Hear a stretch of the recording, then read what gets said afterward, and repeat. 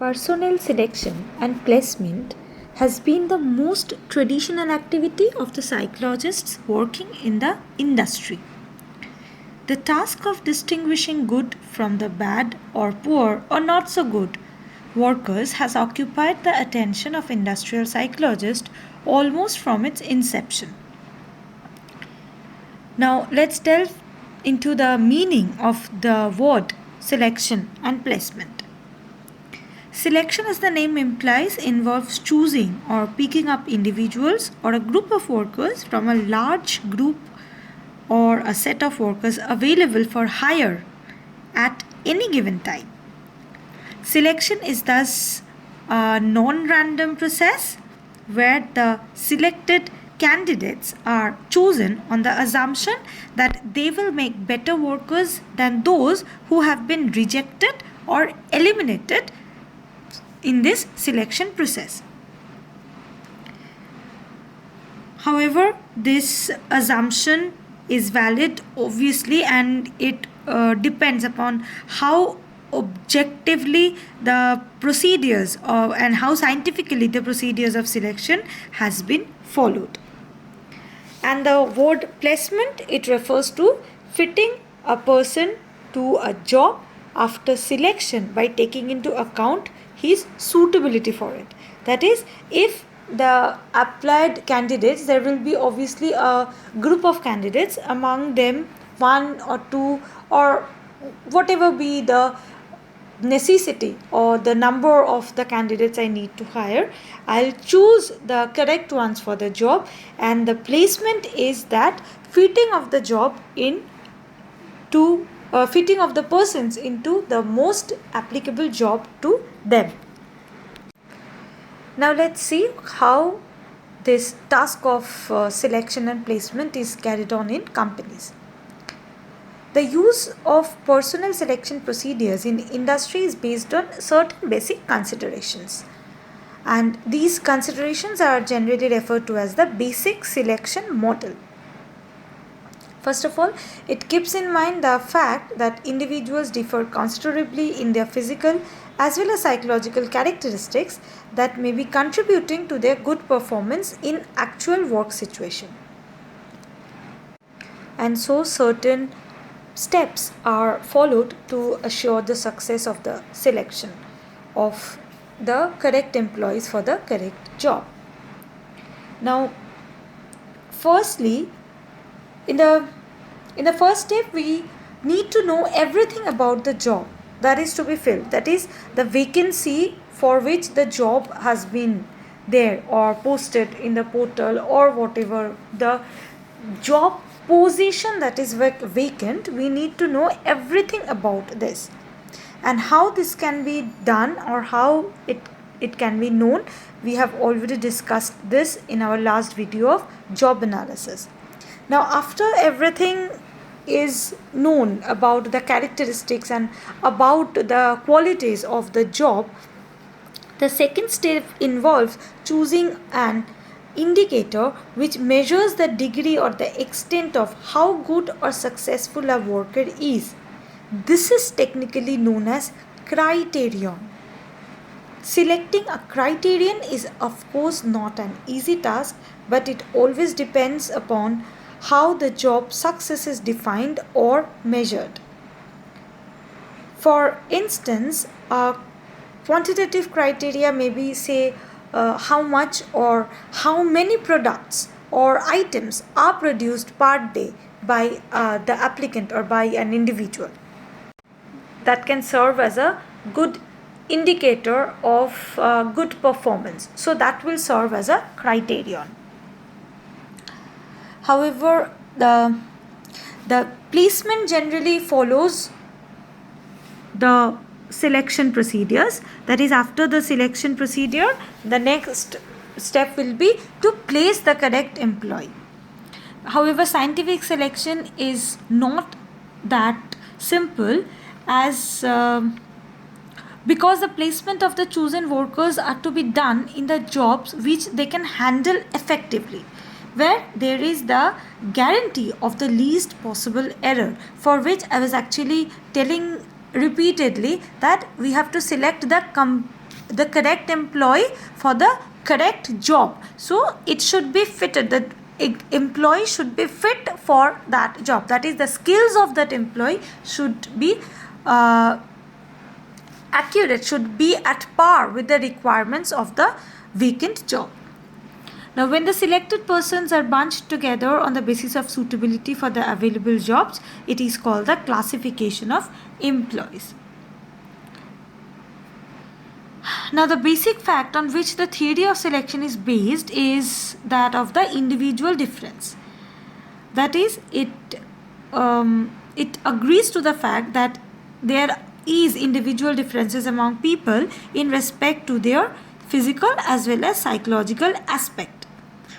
And employers have a great interest in choosing efficient employees because the costs of employing wrong employee and training them is of great risk. So here we know why selection is very important for the employers also.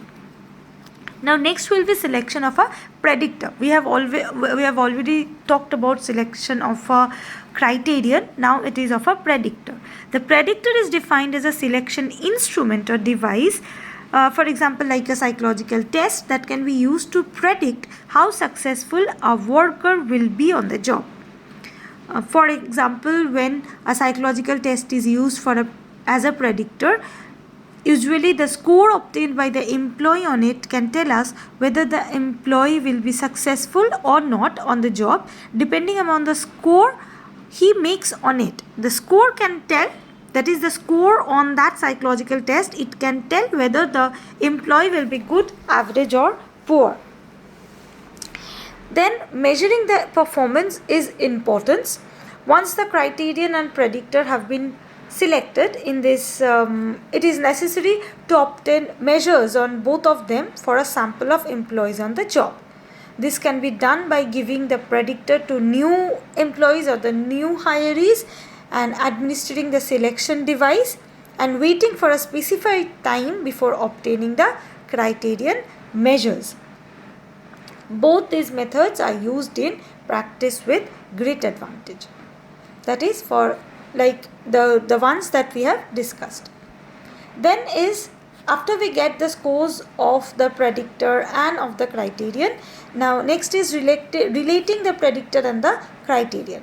This step consists in determining whether a true meaningful relationship exists between the employee scores and the criterion, that is of that job success that we said we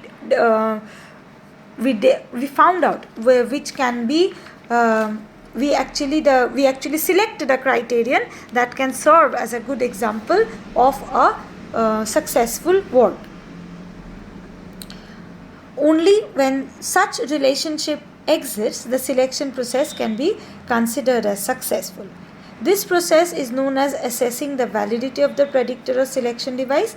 This is usually done by a statistical procedure which involves the use of the method of finding out statistical measures such as correlation and t-test of significance. Now after this, the final step will be to decide whether we will use the predictor, that is, what is that? The predictor is the selection device that we used for hiring the employees. Now the final step will be to make a decision whether to use the predictor to select the new job hirees on the basis of the statistical value of the relationship between the predictor and the criterion. And this may also include certain other considerations like the number of applicants for the job, number of job openings, percent of present employees considered successful in the same job category, etc., etc., etc. Now there are a host of techniques that are actually used for personnel selection. And among all these techniques, interview is the oldest form and the most common technique. It has considerably a longer history than other selection procedures. It is a face-to-face situation in which a candidate's suitability is assessed. It is the most complex selection technique because its scope includes assessment of all the relevant characteristics and also integrating and classifying information about the applicant. When used in personnel selection, some of the objectives of interview are to evaluate an applicant for the purpose of hiring, promoting, transfer, etc.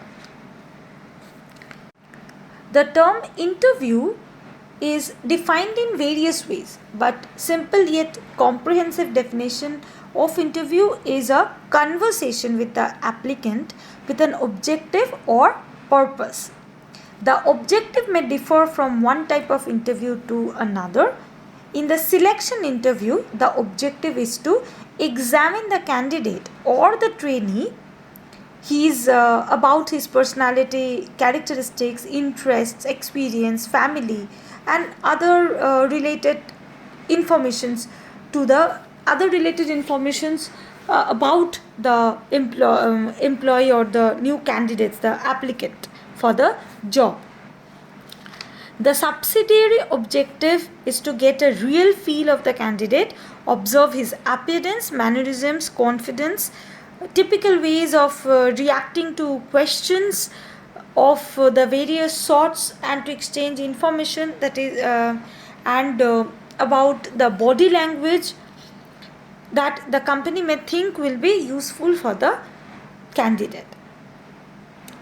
There are actually no applicant who are not reviewed from the interview. When we'll be talking about the resumes, you'll see after a resume is selected, then there is an interview process, and whoever who gets selected will be actually hitting this interview session. So nobody is actually the ones who are selected from the resumes will be always attending these interview sessions.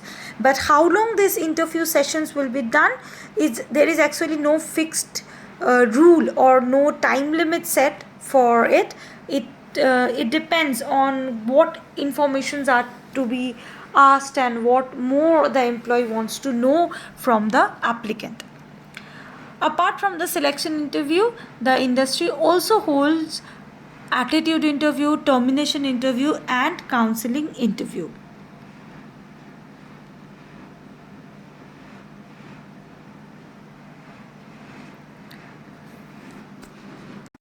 Selection interview can be of many types. It can be preliminary, it can be probing, background information, discussion, and stress. Preliminary interview is probably the shortest interview. This is intended to determine whether more extensive interview, testing, and review of the complete application blanks are worthwhile, that is needed if we need more informations from the candidate.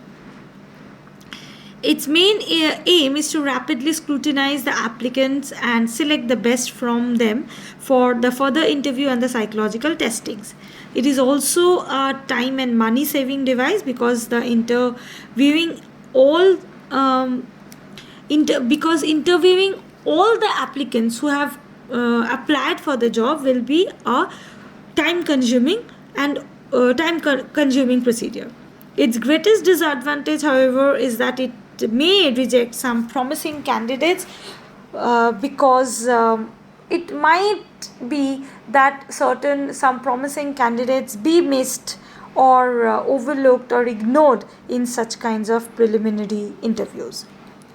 Then there are job and probing questions. In this type of interview, the candidate is asked questions relevant to the job duties which the candidate has described in the application blank. That is, whatever he or she has said, he might be asked questions relating to the areas of expertise, areas of knowledge that the applicant has mentioned in the application form. Then is the background information interview, which consists of numerous questions on education, experience, health, interests, likes, dislikes. It is basically the various background informations, demographic informations related to the applicant. It is the background information about the candidate. This is only obtained in this kind of interview. Now then there is the discussion interview. Here the questioning of the applicant is basically avoided, because the age old belief that interview only have the question answer session, that is not done in this discussion interview. Here the questioning system is avoided and more emphasis is placed on discussion. And so as no questioning is there is no set of questions, no set of interview questions that is to be asked. It also lacks system and comprehensiveness. The emphasis in this type of interview is on the analysis of the interviewer's impression of the candidates from the discussions rather than on obtaining factual information from the applicant. Then there is a stress interview also.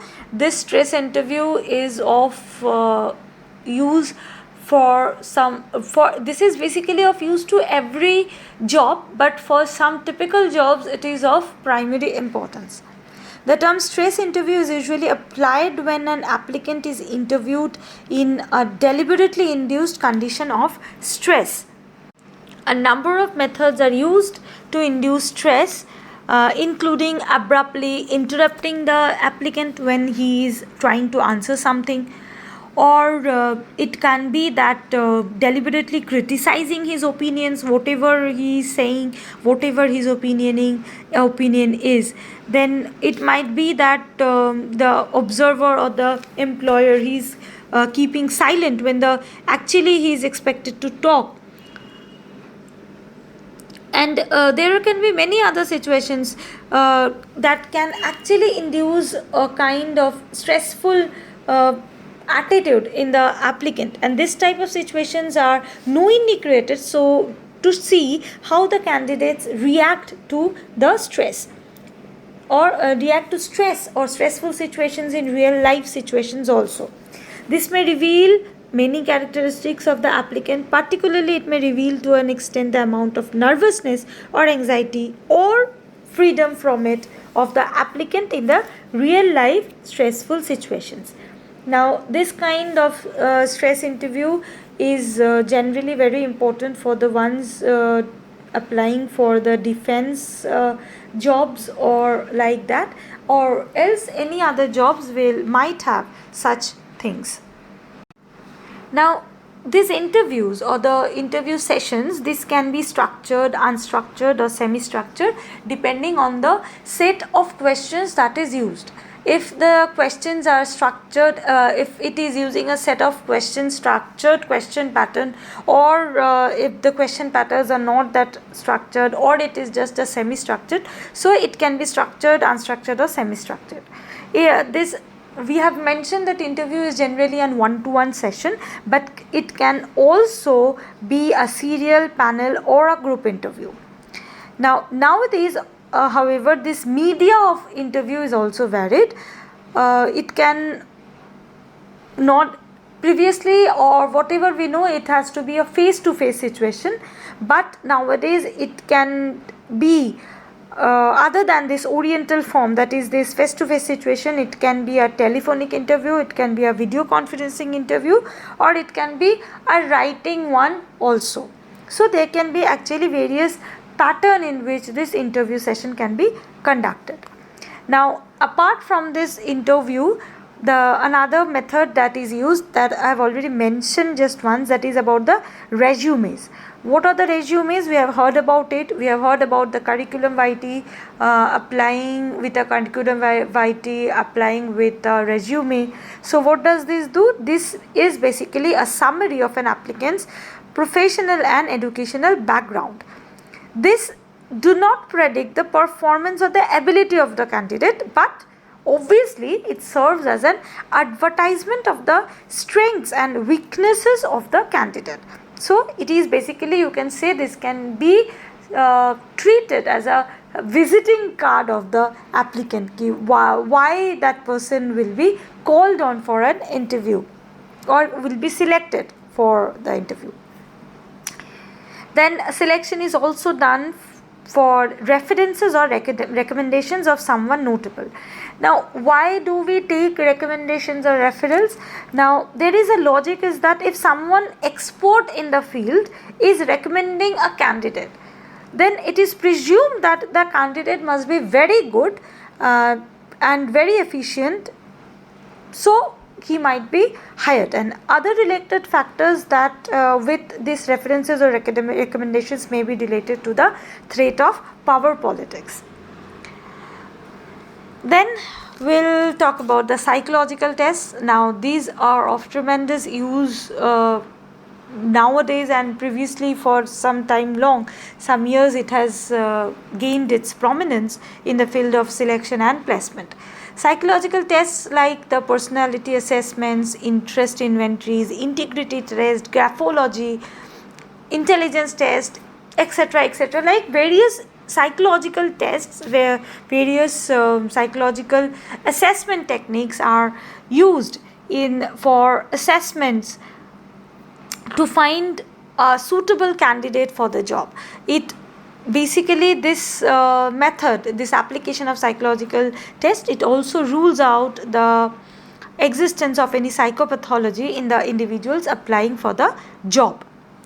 Next is the assessment centers, which is characterized by use of several assessment methods to allow multiple assessors to actually observe the applicants perform in simulated task. That is, an individual center, a standalone assessment center is there where recruiters, there are actually a team of recruiters, and they observe the applicants in various situations, in various simulated tasks, and they apply various selection techniques to select the appropriate candidate for the vacant job.